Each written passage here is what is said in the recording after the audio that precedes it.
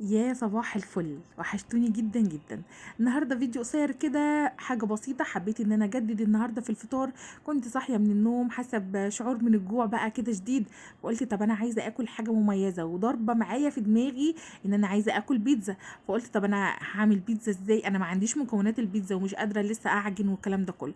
المهم طلعت العيش من الفريزر زي ما انتم شايفين كده، فتحت الكيس او قطعت الكيس وطلعت الرغيف، وهبدا ان انا احول الرغيف ده لبيتزا.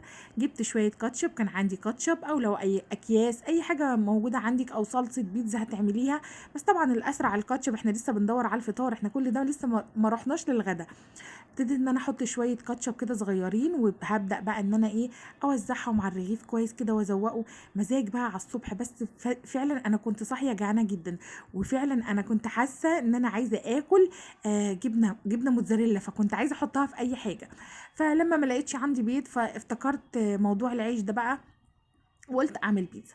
دهنت بقى الكاتشب، هديها بقى سنه ريحان، انا عايزه بقى يعني تديني طعم البيتزا يعني. فهحط لها شويه ريحان. وبعد كده بقى كان عندي بقى، كان عندي التوضيبات بتاعه الشهر. انتوا عارفين ان انا بعمل كل اول شهر بجيب البانيه، وان انا بقطعه قطع صغيره، وببدا اقسمه في كميات، بشوحه مع الفلفل والبصل. يعني بنعمله شاورما بقى، ده ينفع مع مكرونه، نسلق مكرونه نحطها مع شويه رز. بصوا متلجه تحسي فعلا ان الجوع يعني خلاص كان هيقتلني.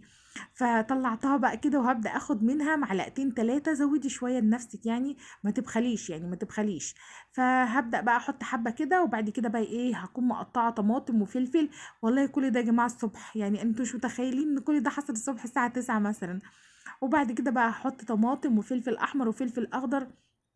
ويعني قلت يعني لما ادي نفسي حقها شويه، مش اول ما اصحى من النوم كده بقى اقف اطبخ والكلام ده كله، لا انا اريح اعصابي شويه. وبعد كده اعمل لي بيتزا حلوه، كوبايه شاي حلوه، كوبايه بيبسي حلوه، وبعد كده ابدا بقى اشوف ورايا ايه. خلصت كل المكونات، ولعت الشوايه بقى، بس بقى هحط الاول شويه الجبنه الموتزاريلا اللي انا كنت عملت كل ده عشانهم. هبدأ بقى ارصهم على الوش اهو، حبة كده حلوين. وابدأي وزعي بقى كده تماما، غرقيها جبنة عشان تشبعي يا نهى. وبعد كده ما تفكريش في الافكار دي على الصبح، لما يكون ده الفطار، الغدا هيكون ايه؟ وبعد كده نرجع نقول عايزين نعمل دايت وعايزين نروح الجيم والكلام ده كله. بصوا شايفين بتلف مع قلبي والله. ولعت بقى الشواية، وهدخلها بقى تحت الشوايه. انا عايزه بس الجبنه تسيح، لان الفراخ مستويه، والفلفل والحاجات دي مش محتاجه، والعيش نفسه مستوي. شايفين؟ تحفه تحفه تحفه. تقدري بقى تعمليها بعيش بلدي، تقدري تعمليها بعيش ابيض، تقدري تعمليها برغيف فين وتفتحيه. يعني مفيش حاجه هتعطلك. اتمنى بس ان الوصفه تكون حلوه وعجبتكم، وتقوموا تعملوها، بس مش على الصبح كده زيي عشان سببت لي حموضه فظيعه.